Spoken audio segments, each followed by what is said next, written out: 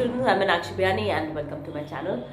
And आज हम trial balance करेंगे, क्लास 11th का ट्रायल बैलेंस एंड एरर्स वाला चैप्टर आज हम खत्म करेंगे। और क्योंकि इसका थियोरी पॉइंट ऑफ व्यू से अगर हम देखें तो ये चैप्टर काफी इंपॉर्टेंट है। तो सबसे पहली चीज क्या है कि ट्रायल बैलेंस होता क्या है।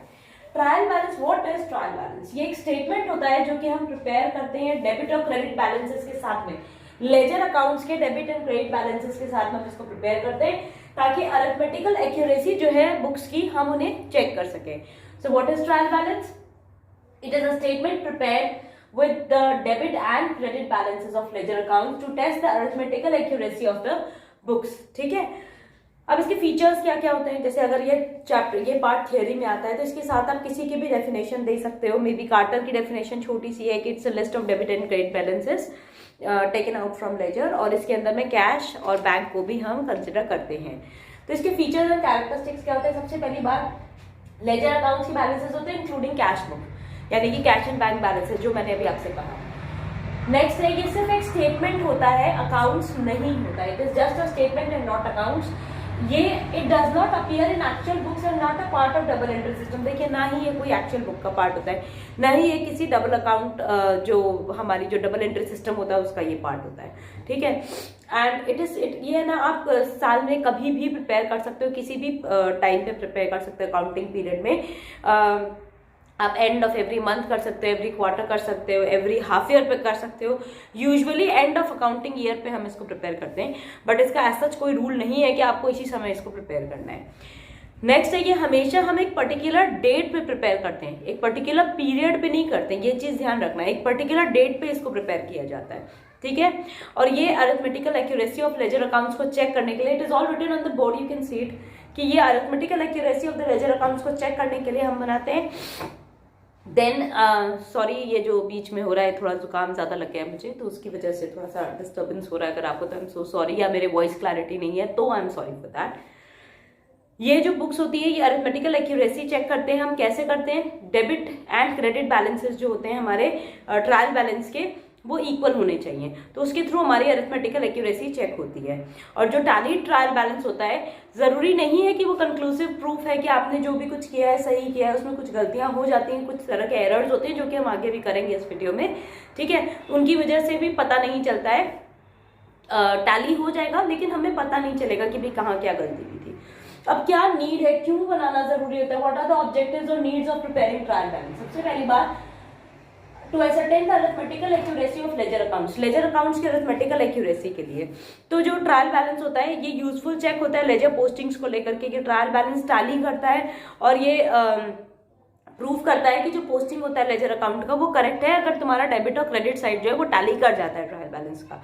ठीक है, दूसरा, आप डिटेक्ट करते हैं एंड लोकेट कर सकते हो एरर्स को। कोई गलती होती है, जैसे आपका ट्रायल बैलेंस टैली नहीं कर रहा है, तभी पता चल जाता है कि कहीं कोई गलती हुई है, छोटा सा भी डिफरेंस है तो वो शो हो जाता है, वो पता चल जाता है कि हाँ भी कोई गलती हुई है, इसकी वजह से वो नहीं टैली कर रहा है।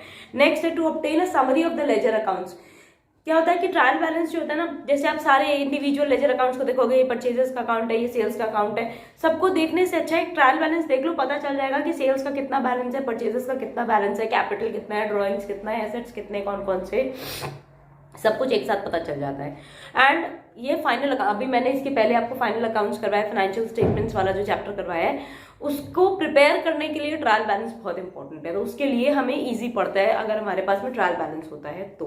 फाइन, नाउ प्रिपरेशन कैसे करते हैं ये हम अभी आपको एक क्वेश्चन करेंगे तब हम बताएंगे, बट बाकी चीजें मैं आपको बताती हूँ। कुछ चीजें मैं आपको इसके साथ में बताती हूँ। जब हम प्रिपेयर करते हैं ना, जैसे मैंने आपको बताया कि इसमें डेबिट और क्रेडिट साइड का कॉलम डालते हैं। ठीक है, पर्टिकुलर्स, डेबिट एंड क्रेडिट, ऐसे 3 कॉलम बनते हैं हमारे इसमें।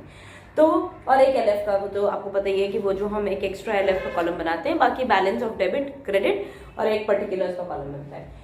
जितने भी एक्सपेंसेस हैं वो डेबिट होंगे, सारे एसेट्स डेबिट होंगे। ये जो हमने basic rules of debit and credit का मैंने एक वीडियो बनाया था, debit all expenses and losses, credit all incomes and gains. Expenses and losses debit होंगे, इनकम्स एंड गेन्स क्रेडिट होंगे। सारे एसेट्स डेबिट होते हैं, लायबिलिटीज क्रेडिट होती हैं। कैपिटल ऑब्वियसली मेरी लायबिलिटी होती है, क्रेडिट साइड पे शो करेंगे। ड्रॉइंग्स एक्सपेंस है, डेबिट साइड, फर्म के लिए तो एक्सपेंस ही है तो इसीलिए डेबिट साइड पे शो करेंगे। जितने रिसिप्ट्स होते हैं वो हम क्रेडिट साइड पे शो करते हैं और जितने भी पेमेंट्स हैं हमारे वो हम डेबिट साइड पे शो करते हैं। तो इससे आपको जब आप सॉल्व करोगे ना तो आपको इजी पड़ेगा ये चीज समझने में कि हमें क्या चीज डेबिट में डालनी है और क्या चीज क्रेडिट में डालनी है।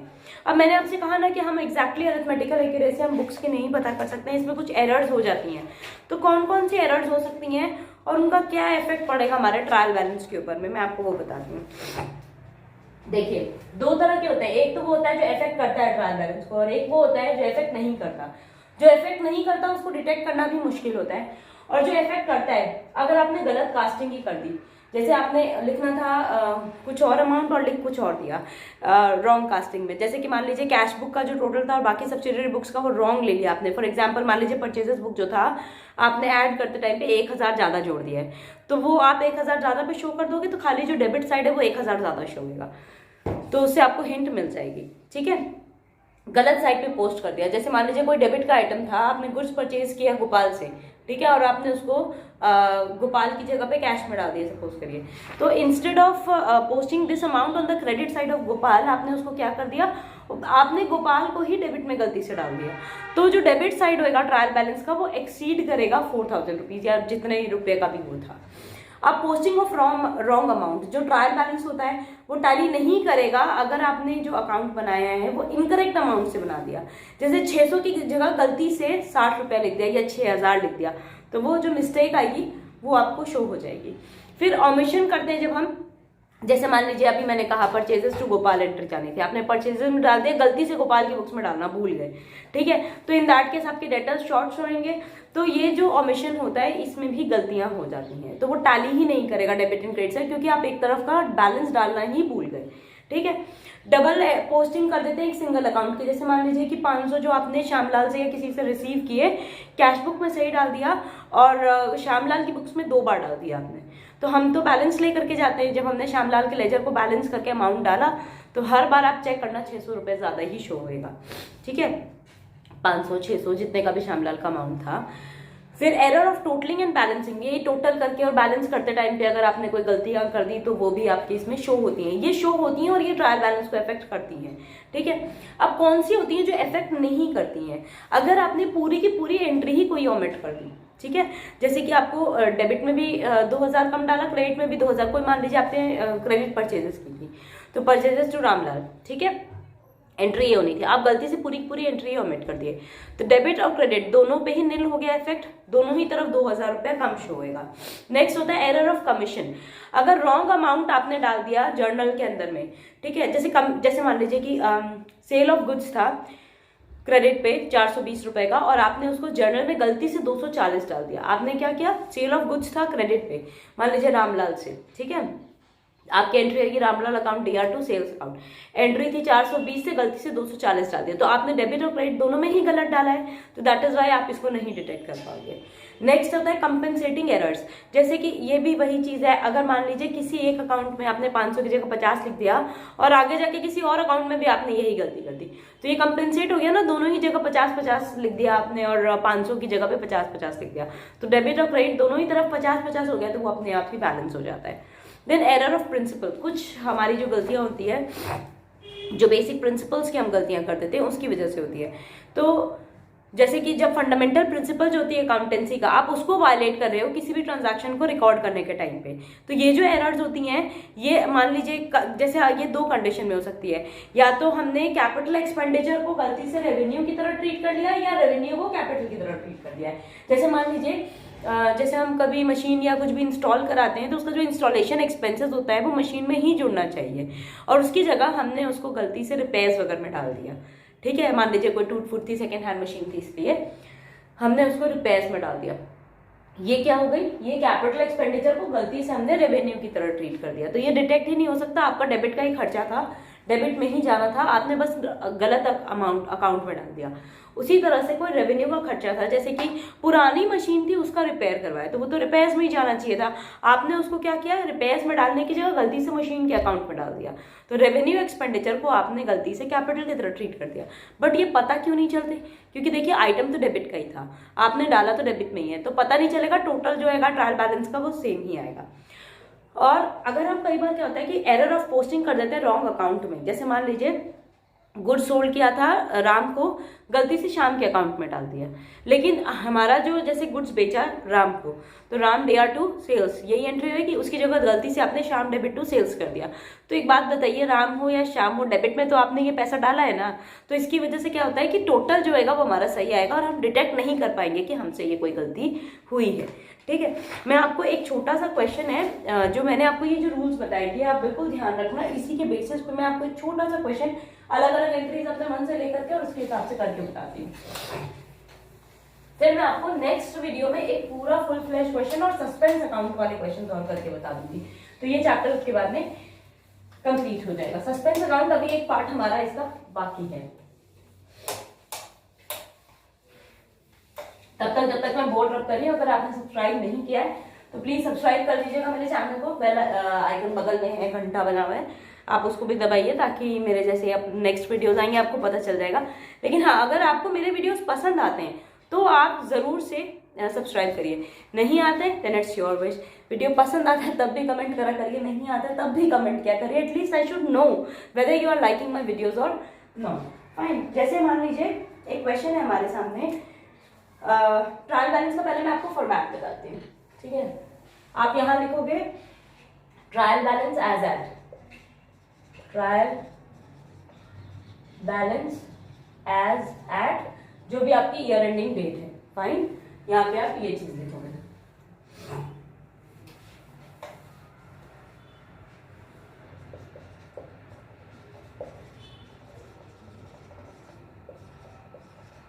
जो भी डेट है वो डेट डालना, यहाँ एक लाइन बनाओगे, ये एक कॉलम, ये दूसरा कॉलम, ये एलएफ का कॉलम।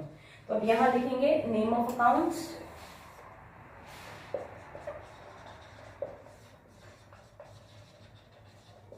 ठीक है, यहाँ आएगा हमारा एलएफ, यहाँ आएगा मेरा डेबिट, बैलेंस डेबिट, और यहाँ आएगा बैलेंस क्रेडिट। अब जैसे मान लीजिए कि कोई भी हमारा क्वेश्चन है जिसमें सपोज करें सबसे पहला आइटम हमें सन्ड्री डेटर्स दे रखा है। आपको पता है ये हम एसेट साइड पे लिखते हैं, एस डेटर्स मतलब सन्ड्री डेटर्स, तो जितना भी अमाउंट है हम उसको डेबिट में लिखेंगे। मान लीजिए 12,200, ठीक है। उसके बाद में क्रेडिटर्स दे रखा है, क्रेडिटर्स मेरी लाइबिलिटी होती हैं तो हम उनको इधर तरफ शो करेंगे, ठीक। उसके बाद में सपोज करिए opening stock, opening stock debit में जाएगा 15,600, आपको ये चीज पता है। फाइन, परचेजेस है, डेबिट का आइटम होता है परचेजेस, ये भी आपको पता है। परचेजेस है मान लीजिए 53,500 की। अब उसी तरह से परचेज रिटर्न दे दिया, ठीक है, परचेज रिटर्न दे दिया। तो अच्छा एक चीज और है, इतना बड़ा क्वेश्चन अगर मैं इस तरीके से करूंगी तो हो नहीं पाएगा। मैं चाहती थी कि सारे आइटम्स आपको बता दूं, चलिए कोशिश करते हैं जितना आ जाएगा। परचेज रिटर्न जो है वो हमेशा क्रेडिट का, परचेजेस डेबिट है तो परचेज रिटर्न क्रेडिट का आइटम होता है। कैश इन हैंड है, कैश इन हैंड डेबिट का आइटम होगा, 11,000 रुपए अगर कह रहे हैं तो, ठीक है। और उसके बाद मशीन है, मशीन भी डेबिट का आइटम होता है क्योंकि ये हमारी बुक्स ऑफ अकाउंट्स में जाता है। 40,200 की सपोज करिए हमको मशीन दे रखी है। उसके बाद गुडविल है, गुडविल भी मेरे एसेट्स होते हैं। Fine, goodwill are also my assets, तो ये भी हमारे डेबिट में जाएगी, ये गुडविल है, ठीक है, गुडविल हमारे डेबिट में जाएगी। गुडविल के बाद में सेल्स है और सेल्स रिटर्न है। जैसा मैंने आपको बताया सेल्स क्रेडिट का आइटम होता है और सेल्स रिटर्न डेबिट का आइटम होता है, ठीक। उसके बाद में लोन लिया, सपोज करिए आपने लिया है लोन, तो ऑब्वियसली ये आपकी लाइबिलिटी है। सारी लाइबिलिटीज जो होती हैं वो हमारी क्रेडिट में जाती हैं। उसके बाद में मान लीजिए इंटरेस्ट मिला, अच्छा इंटरेस्ट पे किया है, इंटरेस्ट ऑन राम्स लोन, तो ये मुझे पे करना है ना। तो जितने भी पेमेंट्स होते हैं वो मैंने अभी आपको जो पीछे फॉर्मूला बताया था उसमें मैंने आपको बताया, जितने भी पेमेंट्स होते हैं वो हमारे डेबिट के आइटम होते हैं। तो जो लोन होएगा, लोन का जो इंटरेस्ट होएगा वो हमारा यहाँ पे डेबिट में जाएगा। लोन है 20,000 का, उसका इंटरेस्ट है सपोज करिए 3,000 का, ठीक है। उसके बाद में मान लीजिए बिल्स रिसीवेबल है, बिल्स रिसीवेबल आपको पता है हमारे एसेट्स होते हैं, तो बिल्स रिसीवेबल को हम कहाँ डाल देंगे, डेबिट में डाल देंगे। 57,000 सपोज कर लेते हैं हम, नहीं 57,000 नहीं है, बिल्स रिसीवेबल इन्होंने दे रखा 6400 का है, 6400। कैपिटल, बिल्स रिसीवेबल के बाद में दे रखा है इन्होंने बुक में कैपिटल, कैपिटल 57,000। आपको भी मैंने पीछे भी जो फॉर्मूला से बताए थे उसमें मैंने बताया था कैपिटल जो होता है हमेशा मेरी लायबिलिटी होती है, तो वो हम क्रेडिट साइड पे डालेंगे। उसके बाद लाइफ इंश्योरेंस प्रीमियम, ये बेसिकली ड्रॉइंग्स का पार्ट होता है, क्योंकि लाइफ इंश्योरेंस प्रीमियम हमारी पर्सनल लाइफ पे होता है, उसका बिजनेस से कोई लेना देना नहीं होता है, तो दैट इज वाई हम इसको एक्सपेंस मानते हैं, ड्रॉइंग्स का पार्ट मानते हैं, और इसीलिए ये हमारे डेबिट में जाएंगे। 5,000 रुपीज है। लाइफ इंश्योरेंस प्रीमियम के बाद में जैसे मान लीजिए कैरेज है, ये तो खर्चा ही है नॉर्मल, तो ये भी कहाँ जाएगा, डेबिट में जाएगा। कैरेज है सपोज करिए हमारे पास 600 का, तो ये कहाँ जाएगा, डेबिट में जाएगा। एडवर्टाइजमेंट का खर्चा है, तो एडवर्टाइजमेंट भी मेरा एक्सपेंस होता है, तो इसलिए ये भी कहाँ जाएगा, डेबिट में जाएगा। एडवर्टाइजमेंट का 2500 सपोज कर लेते हैं। सिमिलरली अगर मान लीजिए डिस्काउंट रिसीव कर रहे हो आप, डिस्काउंट रिसीव्ड, अगर आप डिस्काउंट रिसीव करते हैं तो आपको पता होगा कि डिस्काउंट जितने भी रिसीव कर रहे हो आप, तो वो आपकी इनकम मतलब आपको फायदा है, तो गेन्स हैं, तो ये किधर जाएंगे, ये क्रेडिट साइड पे जाने चाहिए। इन्वेस्टमेंट है, इन्वेस्टमेंट कहाँ जाएंगे, इन्वेस्टमेंट ऑब्वियसली मेरे एसेट्स होते हैं, तो वो डेबिट साइड पे जाएंगे 8,000 सपोज करिए, ठीक है। इन्वेस्टमेंट के बाद मान लेते हैं हम इंटरेस्ट ऑन इन्वेस्टमेंट भी है, तो interest on investment, interest on investment कितना जितना भी दे रखा है हमें वो हम रिसीव करेंगे, दैट इज वाई वो क्रेडिट साइड पे जाएगा, ठीक है। इन्होंने अगर मान लीजिए क्वेश्चन में खुद ही दे रखा है सस्पेंस अकाउंट डेबिट में 1000 रुपीज जैसे इन्होंने दे रखा है, या मान लीजिए हम इनका टोटल करते हैं, now the total of debit and credit should tally, ठीक है। हमने इसका टोटल किया तो टोटल करने पे ये टैली करना चाहिए, लेकिन आप देखना इधर तरफ का टोटल आ रहा है 176800, इधर का टोटल मैं यहाँ लिख रही हूँ एक बार 176800, ठीक है, और इधर का टोटल आ रहा है 175800। ये देख रहे हो आप 1000 रुपीज का गैप है, आप दोबारा से चेक कर लो, सब कुछ कर लो, इन केस अभी भी नहीं कवर हो रहा, इसका मतलब कोई ऐसी मिस्टेक है जो आप नहीं ढूंढ पा रहे, तो इन दैट केस वो हम सस्पेंस अकाउंट में डाल देते हैं। नीचे नीचे जाना चाहिए, स्पेस नहीं है इसलिए मैं यहाँ लिख रही हूँ, सस्पेंस अकाउंट करके यहाँ 1000 डाल दो, तो ये 176800 हो जाएगा and total will tally. Suspense account की और भी डिटेल्स जो है मैं आपको नेक्स्ट वीडियो में बताऊंगी, लेकिन आपको आई होप ये चीज समझ में आ गई होगी, डेबिट में क्या चीज जाती है, क्रेडिट में क्या चीज जाती है, and I hope your concept is also clear, theory भी आपको समझ में आ गई होगी। तो please do like share subscribe my channel, subscribe जरूर करिए, बेल आइकन दबाइए, वीडियो पसंद आए तो भी कमेंट करिए, नहीं आता तो भी कमेंट करिए, अपने फ्रेंड्स को भी दिखाइए, इसकी थ्योरी इंपॉर्टेंट है। Okay fine, then goodbye for today.